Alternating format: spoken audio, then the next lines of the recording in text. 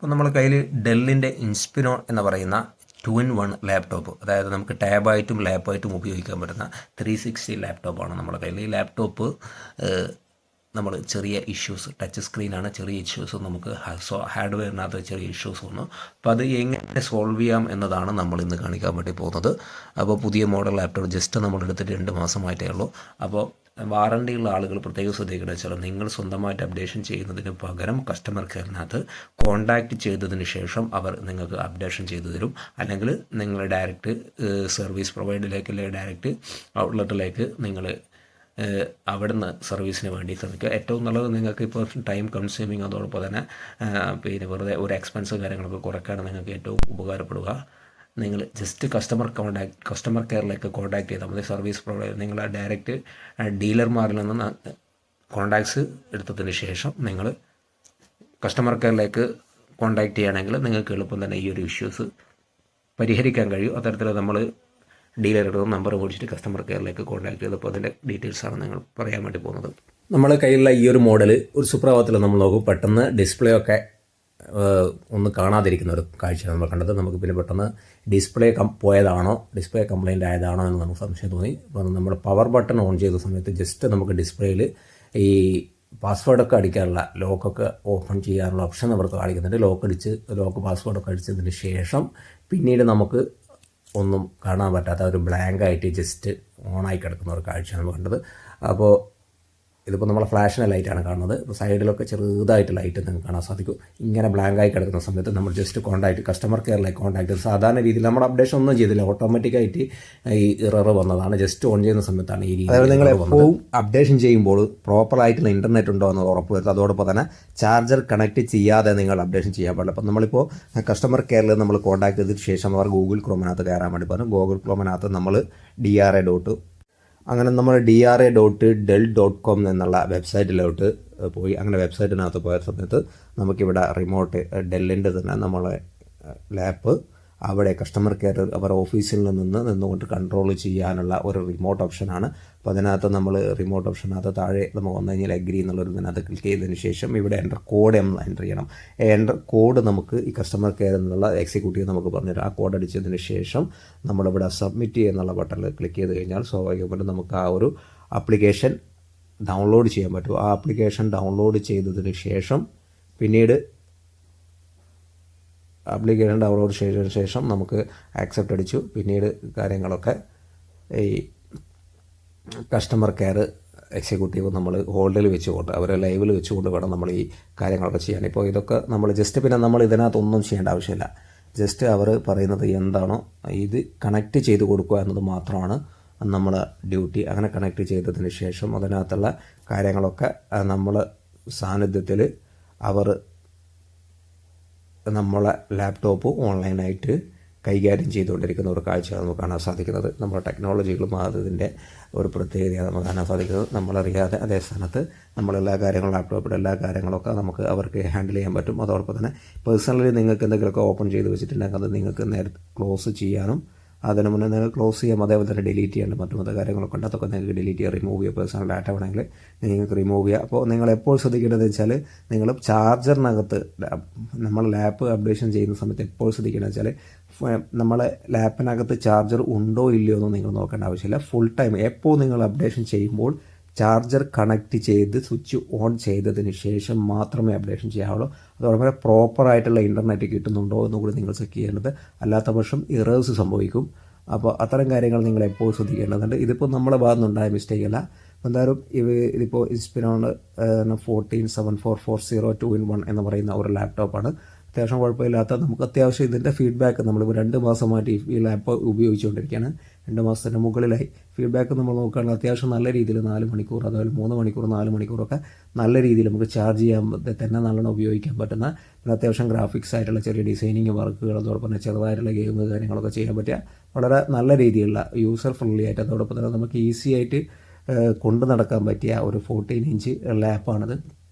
അപ്പോൾ ഇത് നമുക്ക് ടാബായിട്ടും ലാപ്പായിട്ടും ഉപയോഗിക്കാൻ പറ്റും. അതിൻ്റെ കൂടെ ഒരു പെണ്ണ് കൂടെ നമുക്ക് ഈ ലാപ്പിൻ്റെ കൂടെ കിട്ടും. അപ്പോൾ അതൊക്കെ ജസ്റ്റ് നമ്മൾ പറഞ്ഞത്. അപ്പോൾ ഇതൊക്കെ ഇങ്ങനെ ഇതിനകത്ത് നമ്മൾ എക്സ്റ്റേണലി ഇവർ ചെയ്യുന്ന കാര്യത്ത് ഒന്നും നമ്മൾ ഇതിനകത്ത് ഇവർ അപ്ഡേഷൻ ചെയ്യുമ്പോൾ സമയത്ത് ഒന്നും നമ്മൾ ചെയ്യാതിരിക്കുക. നമ്മുടെ ഭാഗത്തുനിന്ന് ഇതിനകത്ത് കേഴ്സറോ അല്ലെങ്കിൽ മറ്റ് കീയോ മറ്റു കാര്യങ്ങളൊക്കെ ഒന്നും നമ്മൾ പ്രസ് ചെയ്യാതെ അത്തരത്തിലുള്ള ഒരു കാര്യങ്ങൾ ചെയ്യാതിരിക്കുക. കാരണം ഇത്തരം കാര്യങ്ങൾ ചെയ്ത് കഴിഞ്ഞാൽ നമ്മൾ ഇതിനകത്ത് ഇറേഴ്സ് വരും. അപ്പോൾ അതൊക്കെ നമ്മൾ ശ്രദ്ധിക്കുക എന്നത് തന്നെയാണ് നമ്മൾ ഈ ഒരു വിഷയം ഇത്തരം കാര്യങ്ങൾ ചെയ്തുകൊണ്ടിരിക്കുമ്പോൾ പ്രധാനമായിട്ടും നമ്മൾ ശ്രദ്ധിക്കേണ്ട കാര്യം.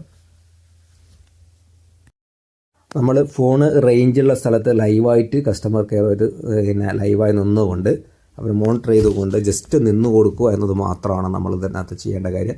വേറൊന്നുമില്ല. അവർ കാര്യങ്ങളൊക്കെ അവർ ചെയ്തുകൊണ്ടിരിക്കും. പിന്നെ അതേപോലെ തന്നെ ലൈവായിട്ട് നിൽക്കുക. അതോടൊപ്പം തന്നെ പ്രോപ്പറായിട്ടുള്ള ഇൻ്റർനെറ്റ് ഉണ്ടാവുക, പ്രോപ്പറായ നെറ്റ്വർക്ക് ഉണ്ടാവുക, അതേപോലെ ചാർജർ കണക്ട് ചെയ്ത് വെക്കുക എന്നത് മാത്രമാണ് നമ്മൾ ഇതിനകത്ത് ചെയ്യുന്നത്. ചാർജർ കണക്ട് ചെയ്യേണ്ടതൊക്കെ അവർ നമ്മളടുത്ത് പറയും.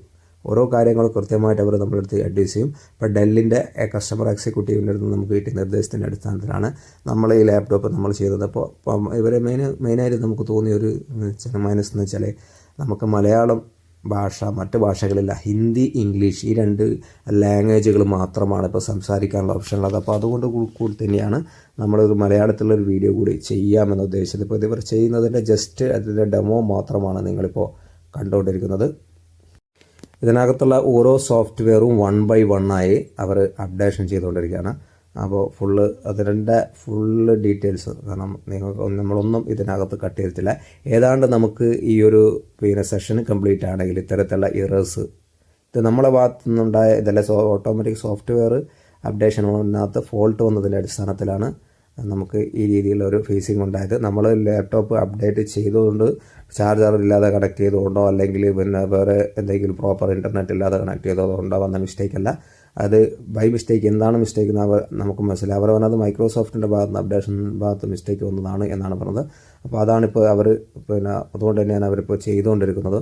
അപ്പോൾ ജസ്റ്റ് നമ്മൾ ഇതിനകത്ത് ചെയ്യണമെന്ന് വെച്ചാൽ ഒന്നും നമ്മൾ ചെയ്യാതിരിക്കുക, ജസ്റ്റ് ലൈവിൽ നിൽക്കുക, ഇൻ്റർനെറ്റ് ഉണ്ടാകുക, പിന്നെ അവർ പറയുന്ന കാര്യങ്ങൾ നമ്മൾ എന്തെങ്കിലുമൊക്കെ നമ്മുടെ അടുത്ത് പറയുമ്പോൾ അത് ചെയ്തു കൊടുക്കുക എന്നത് മാത്രമാണ്. ജസ്റ്റ് നമ്മൾ ഇപ്പോൾ ചില കാര്യങ്ങളൊക്കെ അപ്ഡേറ്റ് ചെയ്തു റീസ്റ്റാർട്ട് ചെയ്യണം. അപ്പോൾ റീസ്റ്റാർട്ട് ചെയ്തതിന് ശേഷം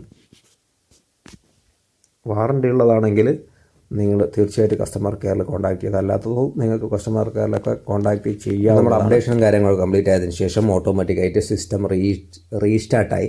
അപ്പോൾ റീസ്റ്റാർട്ടായി കഴിഞ്ഞാൽ ഓരോ അപ്ഡേഷനും കഴിഞ്ഞതിന് ശേഷമുള്ള പ്രോഗ്രസ് നമുക്ക് ഈ സ്ക്രീനിനകത്ത് ഇങ്ങനെ കാണിക്കും. ഓരോ ഭാഗവും ഓരോ സോഫ്റ്റ്വെയർ ഇങ്ങനെ 1 by 1 ആയി ഇങ്ങനെ അപ്ഡേഷൻ ചെയ്യും. അപ്പോൾ അതിനകത്ത് നമ്മൾ ഈ കീബോർഡോ കാര്യങ്ങളൊന്നും നമ്മൾ പ്രസ് ചെയ്യാതിരിക്കുക. ജസ്റ്റ് സിംപ്ലിസിറ്റ് ഇത് നമ്മൾ 100% കംപ്ലീറ്റ് ആകാൻ വേണ്ടി വെയിറ്റ്, അങ്ങനെ ഓരോ സെക്ഷനകത്തും 100% കംപ്ലീറ്റ് ആകുന്നത് വരെ ജസ്റ്റ് വെയിറ്റ് ചെയ്ത് നിൽക്കുക എന്നത് മാത്രമാണ് നമ്മൾ ചെയ്യേണ്ടത്. അതിനിടയിൽ നമ്മൾ ഈ കസ്റ്റമർ കെയർ എക്സിക്യൂട്ടീവ് ലൈവിൽ നിർത്തുക. എന്തെങ്കിലുമൊക്കെ നമ്മൾ നിർദ്ദേശം ഉണ്ടെങ്കിൽ അവർ കൃത്യമായിട്ട് പറയും. ഇനി എന്ത് ഡൗട്ട് ഉണ്ടെങ്കിലും നിങ്ങൾ ഓരോ കാര്യം ചെയ്യുന്നതിനിടയ്ക്ക് കൃത്യമായി കസ്റ്റമർ കെയർ കോൺടാക്റ്റ് എക്സിക്യൂട്ടീവുമാർ സംസാരിച്ചതിന് ശേഷം മാത്രം ചെയ്യുക. അപ്ഡേഷനോ കാര്യങ്ങളോ ചെയ്യുന്ന സമയത്ത് നിങ്ങളെ ഭാഗത്ത് നിങ്ങൾ ഒരു കാര്യവും നിങ്ങൾ ഈ ലാപ്ടോപ്പിനെ നിയന്ത്രിക്കാൻ പാടില്ല. കാരണം അത് നമ്മുടെ സിസ്റ്റത്തിന് എറേഴ്സ് സംഭവിക്കാൻ കാരണമാവും. ഓരോ 1 by 1 ആയി ഇതിങ്ങനെ അപ്ഡേഷൻ ആയിക്കൊണ്ടിരിക്കുകയാണ്. അതേപോലെ നിങ്ങളിപ്പോൾ ശ്രദ്ധിക്കേണ്ട കാര്യം എന്ന് വെച്ചാൽ നിങ്ങൾ പവർ ലാപ്ടോപ്പിൽ നിങ്ങൾ ചാർജർ കണക്ട് ചെയ്യുമ്പോൾ ഇൻവെർട്ടർ ഉണ്ടെങ്കിൽ പരമാവധി ഇൻവെർട്ടർ സപ്പോർട്ടോട് കൂടിയിട്ട് തന്നെ ചാർജർ കണക്ട് ചെയ്യുക. കാരണം ഇൻ കേസ് പവർ പോവുകയാണെങ്കിൽ കറണ്ട് പോവുകയാണെങ്കിലും നിങ്ങൾക്ക് ആ സമയത്ത് പവറിൻ്റെ വിഷയം വരില്ല. അതോടൊപ്പം തന്നെ വൈഫൈനകത്ത് മൊബൈൽ ഹോട്ട്സ്പോട്ടോ അല്ലെ മൊബൈൽ നെറ്റ്വർക്കിലോ അപ്ഡേഷൻ ചെയ്യാതിരിക്കുക. അതിന് പകരം നിങ്ങൾ വൈഫൈ കണക്ഷൻ ഉപയോഗിക്കുക. വൈഫൈ കണക്ഷനും നിങ്ങൾ പവർ പരമാവധി ഇൻവെർട്ടറിൽ കണക്ട് ചെയ്യുകയാണെങ്കിൽ ഈ പവർ ഇൻ കേസ് എന്തെങ്കിലും കാരണവശാൽ പവർ പോവുകയാണെങ്കിലും കറണ്ട് പോവുകയാണെങ്കിലും നിങ്ങൾ ഈ അപ്ഡേഷനെ ബാധിക്കില്ല. അല്ലെങ്കിൽ ഇറേഴ്സ് സംഭവിക്കും. വീണ്ടും നിങ്ങൾ ഒരുപക്ഷെ വീണ്ടും അപ്ഡേഷൻ ചെയ്യേണ്ടി വരുന്ന ഒരു സാഹചര്യം ഉണ്ടാകും. അപ്പോൾ അത്തരം കാര്യങ്ങൾ നിങ്ങൾ പ്രത്യേകം ശ്രദ്ധിക്കുക എന്നത് മാത്രമാണ് ഈ ഒരവസരത്തിൽ. പിന്നെ അതേപോലെ നിങ്ങൾ തിരക്കിട്ടിട്ട് ഏതെങ്കിലും ബട്ടനും മറ്റു കാര്യങ്ങളൊക്കെ പ്രസ് ചെയ്ത് കഴിഞ്ഞാൽ ഒരുപക്ഷെ ഷോർട്ട് കട്ട് മറ്റ് ഷോർട്ട് കട്ട് കീ കാര്യങ്ങളൊക്കെ ഉണ്ടാവും. അതൊക്കെ ഇതിനെ സാരമായിട്ട് ബാധിക്കും. ഇപ്പം ബയോസ് അപ്ഡേഷനാണ് ഇപ്പോൾ നമുക്കിപ്പോൾ കാണാൻ സാധിക്കുന്നത്. അതേപോലെ ഒരുപാട് അപ്ഡേഷൻ ഇതിനകത്ത് നിലവിൽ ഓരോന്നോരോന്നായി റൺ ചെയ്ത് കഴിഞ്ഞു. ഇപ്പം സിസ്റ്റം റീബൂട്ടിങ് ചെയ്തുകൊണ്ടിരിക്കുന്ന ഒരു കാഴ്ചയാണ് നമുക്ക് കാണാൻ സാധിക്കുന്നത്. ഇപ്പോൾ നിലവിലുള്ള എല്ലാ സോഫ്റ്റ്വെയർ ഇഷ്യൂസ് കാര്യങ്ങളൊക്കെ പരിഹരിക്കപ്പെട്ടു എന്നതാണ് നമുക്ക് കാണാൻ സാധിക്കുന്നത്. എന്തായാലും നമ്മൾ കസ്റ്റമർ കെയറിലെ എക്സിക്യൂട്ടീവിൻ്റെ ഹെൽപ്പോട് കൂടിയിട്ടാണ് നമ്മൾ ഈ ഒരു അപ്ഡേഷൻ ചെയ്തത്.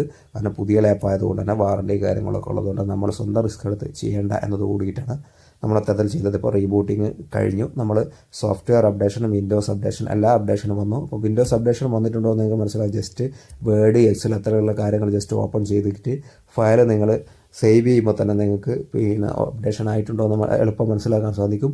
ഇൻ കേസ് അത്തരത്തിൽ അപ്ഡേഷൻ വന്നിട്ടില്ലെങ്കിൽ നിങ്ങൾക്ക് ഈ വേർഡ് ഏതെങ്കിലുമൊക്കെ ഫയൽ എടുത്തു കഴിഞ്ഞാൽ നിങ്ങൾക്ക് പിന്നെ ആ ഫയൽ എന്തൊക്കെ ചെയ്തതിന് ശേഷം എന്തെങ്കിലും ഡാറ്റ ഒക്കെ എൻ്റർ ചെയ്തതിന് ശേഷം നിങ്ങൾക്ക് സേവ് ചെയ്യാൻ പറ്റില്ല. അപ്പോൾ ഇത് നമുക്ക് ഇതിനകത്ത് നമ്മൾ ഡാറ്റ ഒക്കെ നമ്മൾ ജസ്റ്റ് എൻ്റർ ചെയ്ത് സേവ് ചെയ്യാൻ നോക്കുമ്പോൾ സേവ് ഒക്കെ ചെയ്യാൻ പറ്റുന്നുണ്ട്. അപ്പോൾ നമ്മളെ വിൻഡോസും അപ്ഡേറ്റ് ആയിട്ടുണ്ട്. അപ്പോൾ ഇത് തന്നെയാണ് ഇതിനകത്തുള്ള പ്രധാനപ്പെട്ട കാര്യങ്ങൾ. അപ്പോൾ നമ്മൾ വീഡിയോ ഇഷ്ടപ്പെട്ട് കഴിഞ്ഞാൽ ഒന്ന് ലൈക്ക് ചെയ്യുക, അതോടൊപ്പം തന്നെ ഷെയർ ചെയ്യുക. അതേപോലെ നിങ്ങൾക്ക് വിലപ്പെട്ട ആളുകളിലേക്ക് ഇത് എത്താൻ വേണ്ടിയിട്ട് നിങ്ങളൊന്ന് ലൈക്ക് ചെയ്താൽ മാത്രമേ ഈ ഒരു വീഡിയോ റെക്കമെൻഡേഷനായിട്ട് മറ്റുള്ള ആളുകളിലേക്ക് എത്തിയൂ. അപ്പോൾ അതുകൊണ്ട് തന്നെ നിങ്ങൾ പരമാവധി ഇഷ്ടപ്പെട്ടാൽ ഒന്ന് ഷെയർ ചെയ്യാമെന്ന് മാത്രം പറഞ്ഞുകൊണ്ട് നമ്മൾ വീഡിയോ ഇവിടെ വൈൻഡപ്പ് ചെയ്യണം.